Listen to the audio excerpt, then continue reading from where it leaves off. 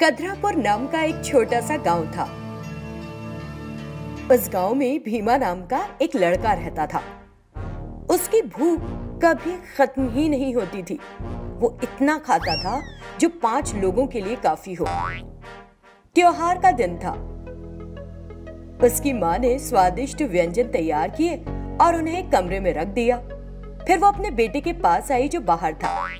मेरे बेटे, मैं बाजार जाकर आती हूँ, तुम यहीं रखो, कहीं मत जाना, मैं थोड़ी देर में वापस आ जाऊंगी। इतना कहकर वो बाहर चली गई।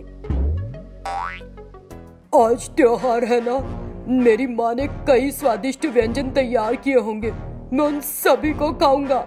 ये सोचकर वो कमरे में चला गया। इतने सारे व्यंजन देखकर उसने सोचा, वाह बहुत अच्छा, मैं ये सभी खाऊंगा। ये सोचकर वो उन्हें खाने लग गया। थोड़ी देर में उसने उन सभी पकवानों को पूरा साफ कर दिया। फिर वो कमरे से बाहर गया और सो गया। थोड़ी देर बाद उसकी माँ घर आई और उस कमरे में गई। वहां खाली बर्तन पड़े देखकर उसे लगा,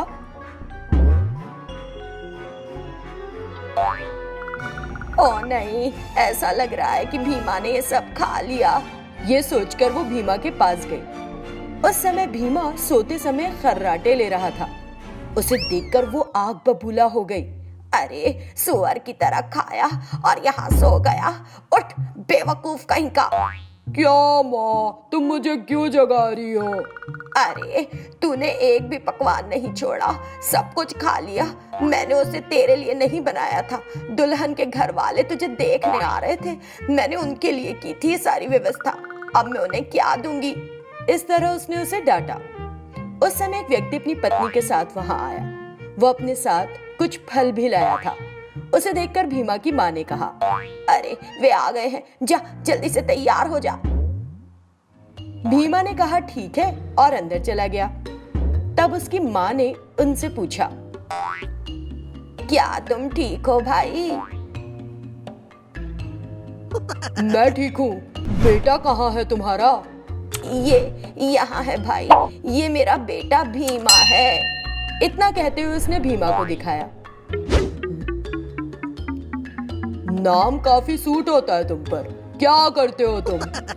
मैं सुबह जल्दी उठता हूँ, नाश्ता करता हूँ, फिर मैं दोपहर का भोजन करता हूँ, फिर खाना खाकर सो जाता हूँ।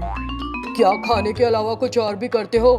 नौकरी या कोई और धंधा? नौकरी? मुझे कौन देगा नौकरी?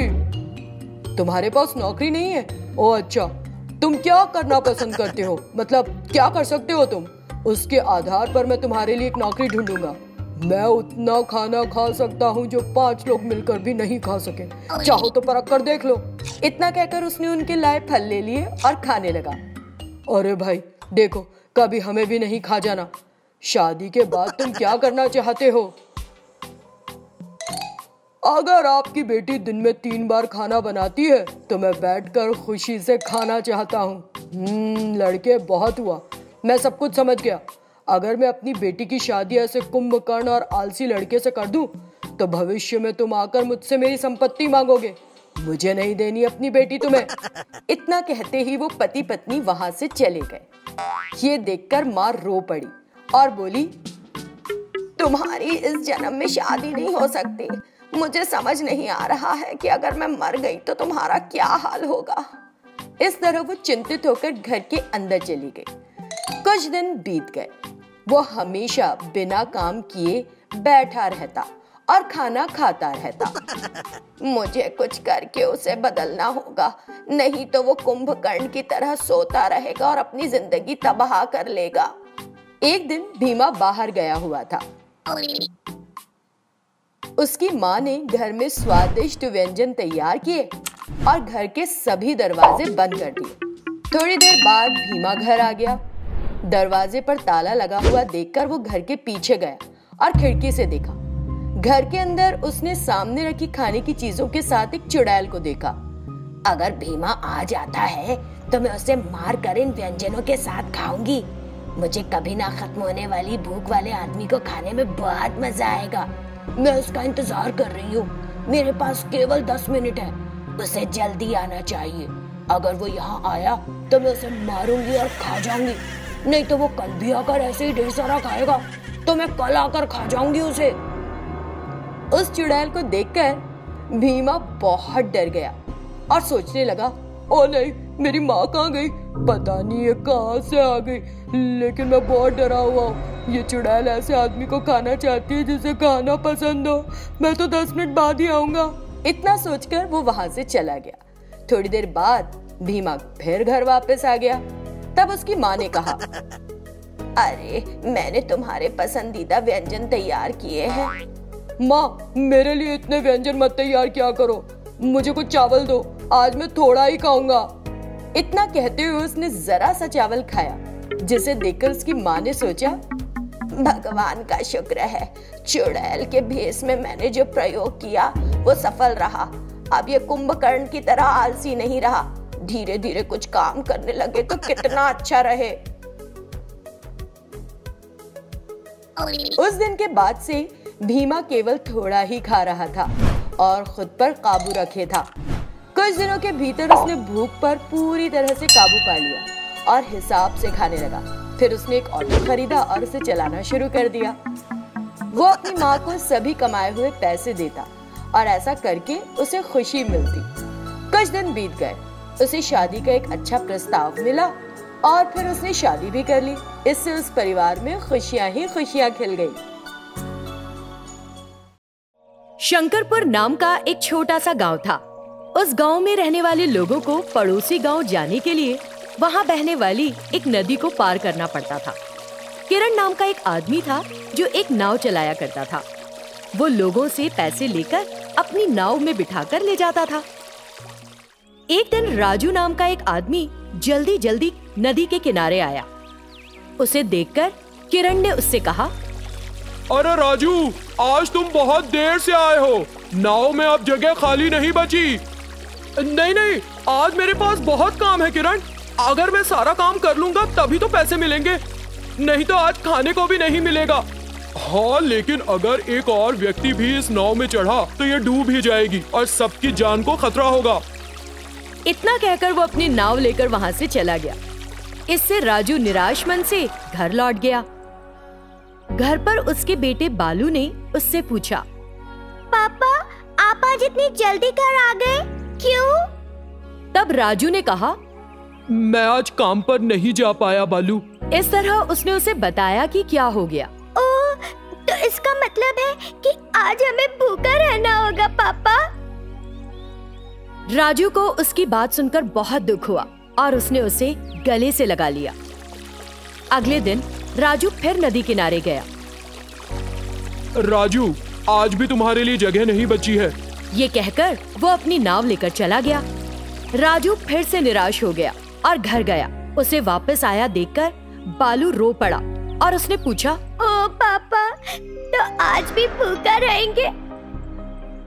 इतना कहकर वो रोने लगा और नदी किनारे चला गया। वो अकेला बैठा था और परेशान था। शाम को किरण अपनी नाव के साथ गांव लौटा। सभी लोग नाव से उतरकर चले गए। तब महेश, जो उस गांव का जमींदार था, किरण के पास आया। किरण, बहुत खूब, तुम राजू को 2 दिन से अपनी नाव में नहीं ले जा रहे हो। मैं तुम्हारा घर पैसों से भर दूंगा, लेकिन ऐसा करना ठीक नहीं है मालिक। हम उस परिवार की स्थिति जानते हुए भी उन्हें भूखा मार रहे हैं। ये पाप करने से मेरा परिवार भी प्रभावित होगा। क्या कहा तुमने? क्या तुम भी भूखा मरना चाहते हो? यदि तुम मेरे कहे मुताबिक नहीं करोगे तो तुम अपनी जिंदगी से ही चले जाओगे, समझे? उनकी बातचीत सुनकर बालू हैरान रह गया और घर भागा। बालू, तुम कहाँ चले गए थे बेटा? मैं तुम्हारे लिए इंतजार कर रहा था। तब बालू ने उसे बताया कि वहाँ क्या हो रहा था। पापा, जमींदार महेश हमारे परिवार से किसी बात का बदला लेना चाहते हैं क्या? तो वो कर रहा है ये सब, इसका मतलब वो हमसे बदला लेना चाहता है। बेटा, यहाँ कोई गांव वाला पढ़ा लिखा नहीं है। मैंने थोड़ी बहुत पढ़ाई की है। जमींदार महेश ज्यादा ब्याज दर पर सभी को पैसा उधार देता है, फिर वो गलत हिसाब लगाकर सभी को धोखा भी देता है और उनसे गलत तरीके से अधिक पैसा लेता है। मैंने ग्रामीणों को इसके बारे में बता दिया था। लोगों को उसकी हरकतों के बारे में पता चल गया और उसने सबका विश्वास खो दिया। पापा चिंता मत करिए, हम मिलकर उसे सबक सिखाएंगे पक्का। फिर उसने अपने आइडिया के बारे में बताया, जिसे सुनकर राजू हैरान रह गया। अगले दिन बालू ने बड़ी खाली पानी की बोतलों को साइकिल के एक पहिए से जोड़ा। ये देखकर उसके पापा को बड़ा आश्चर्य हुआ। पापा, अब आप बिना किसी की मदद के नदी पार कर सकते हैं। राजू ने बालू को सराहा और उसके दिमाग का लोहा माना। उस दिन राजू साइकिल को धीरे धीरे चलाकर नदी को पार कर गया। ये देखकर ग्रामीण और किरण हैरान थे। फिर किरण ने सोचा, भगवान की कृपा है, अब मुझे महेश के जुल्म से आजादी मिल गई। तब राजू नदी के किनारे पहुंचा तो किरण ने उससे कहा, राजू, तुमने ये बहुत अच्छा बनाया है। तब राजू ने उसे बताया कि क्या हुआ था। राजू, मैं सच कह रहा हूँ, महेश ने मुझे धमकी दी और मुझसे ये सब करवाया। मुझे माफ कर देना। मुझे तुमसे कोई शिकवा नहीं है। इसे देखने के बाद जमींदार को भी सबक मिल जाएगा। तब राजू उस पानी की बोतल से बनी साइकिल बोर्ड पर हर दिन काम के लिए जाने लगा, जिसे देखकर महेश ने किरण से कहा, वो कितना चालाक निकला, इतनी आसानी से बच के निकल गया। एक बात याद रखिएगा मालिक, भगवान निश्चित रूप से उन लोगों की मदद करते हैं जिनके पास दूसरों के लिए हमदर्दी से भरा एक अच्छा दिल होता है। बुरे दिल वालों का यही हाल होता है। ये कहकर किरण वहाँ से चलता बना। महेश को उस पर बहुत गुस्सा आया, लेकिन वो कुछ नहीं कर पाया और वहाँ से चला गया।